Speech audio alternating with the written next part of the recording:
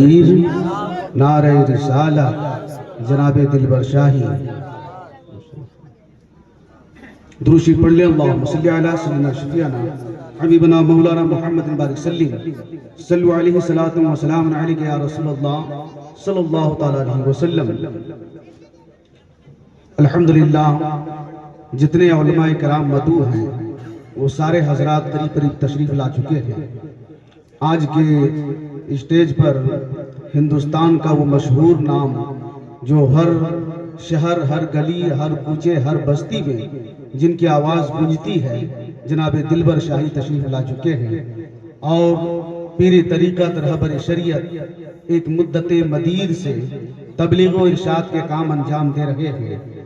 حضور شیخ طریقت پیر کامل ڈاکٹر مجیب الرحمان صاحب قبلہ زیدہ مجدبو تشریف فرما ہے۔ انشاءاللہ جملہ حضرات سے آپ ملاقات کریں گے۔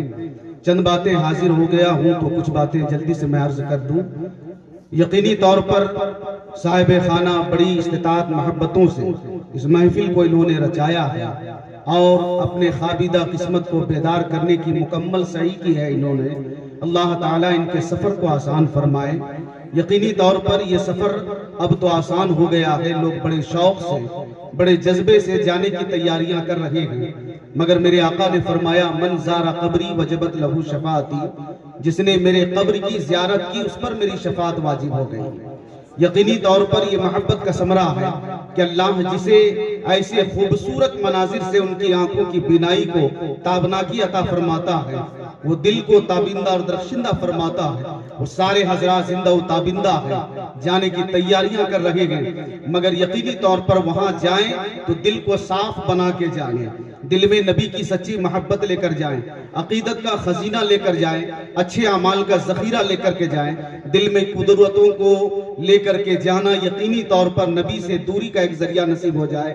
اس لیے ہمیشہ اپنے دل کو پاک اور صاف بنا کر کے جائیں، بالخصوص اپنے عقائد کو مضبوط کر کے جائیں۔ یقین جانے یہ ترانہ، یہ حقیقت، یہ دل کے نغمے ہمیشہ انسان جب اس موقع پہ جاتا ہے۔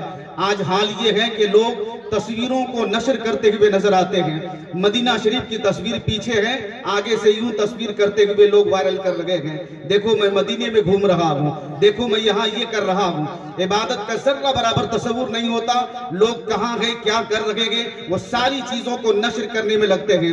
مگر تاریخ میں ہم نے ایک شخص کو دیکھا ہوا ہے، وہ شخص ہے جو شخصوں میں کامل نظر آتا ہے، جو اس بارگاہ میں جا کر عبادتوں کی کثرت کر رہا ہے، دعا کا حال یہ ہے کہ گڑ گڑا رہا ہے، مولا میں گناہگار ہوں، خطا کار ہوں، سیاکار ہوں، مولا تیری بارگاہ میں آیا ہوں، مولا میرے گناہ کو معاف کر دے، میری غلطیوں کو درگزر کر دے، تو رحمان ہے، تو رحیم ہے، تو کریم ہے، تو پروردگار ہے، تو ستار ہے، تو جبار ہے، تو قہار ہے، مولا تو ساری کائنات کا مالک ہے، آج تیری بارگاہ میں آیا ہوں، میری خطا معاف کر دے۔ اگر تو معاف نہیں کرے گا تو کون معاف کرے گا؟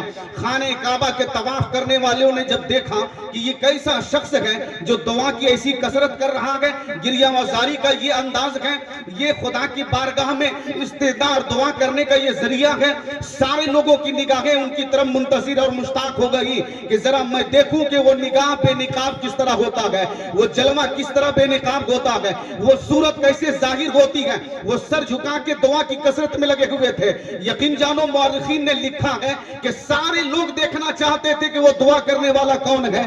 جب اس مرد قلندر نے اپنی نگاہ کو بلند کیا، چہرے کو بے نقاب کیا، تو دیکھنے والے مغوے حیرت ہو گئے، یہ کوئی اور نہیں تھا بلکہ ولیوں کا امام، پیروں کے پیر، روشن ضمیر حضور غوث اعظم دستگیر کی ذات کریمہ تھے۔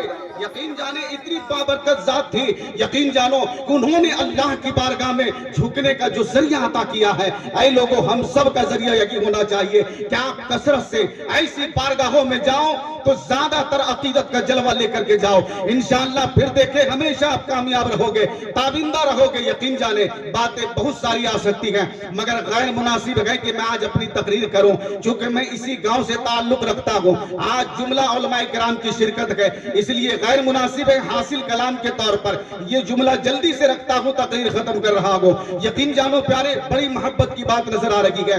हिंदुस्तान के हुज्जाजे कराम जाते हैं, गैर मुल्की हुज्जाजे कराम जा रहे गए, जगह पर जगह से लोग जाते हैं खाने काबा के तवाफ के लिए।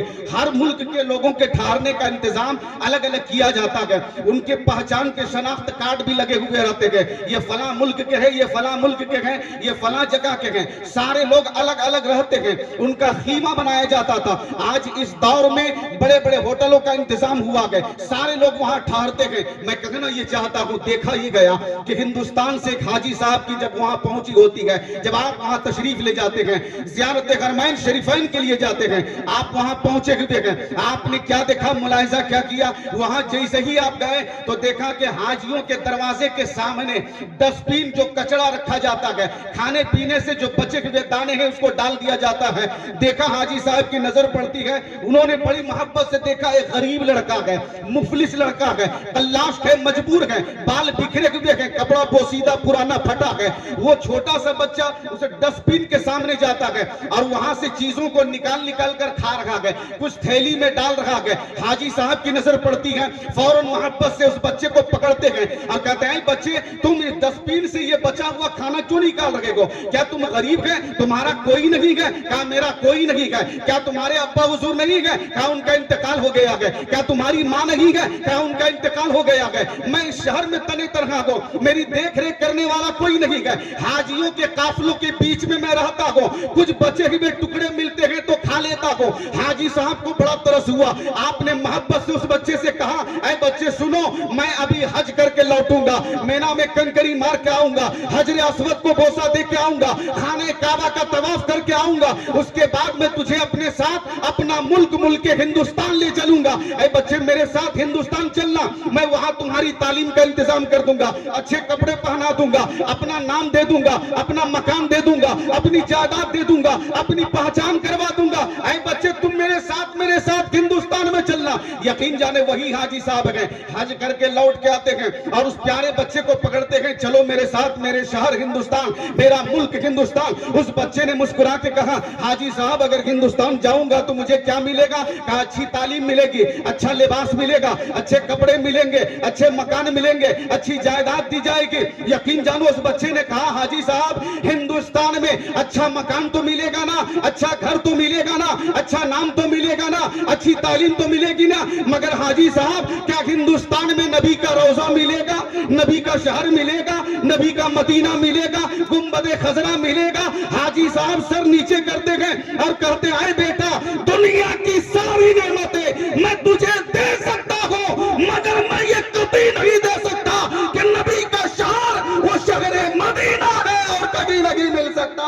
जानते हो उस बच्चे ने कहा, हाजी साहब तो फिर मुबारक हो, आपका मुल्क हिंदुस्तान मुबारक हो और मुझे नबी का शहर मुबारक हो। इसलिए हर हाजियों के लिए कहा जाता है, क्यों आ गए पलट के मदीने से हाजियों, क्यों आ गए पलट के मदीने से हाजियों, तुमको उसी दयार में रख जाना चाहिए।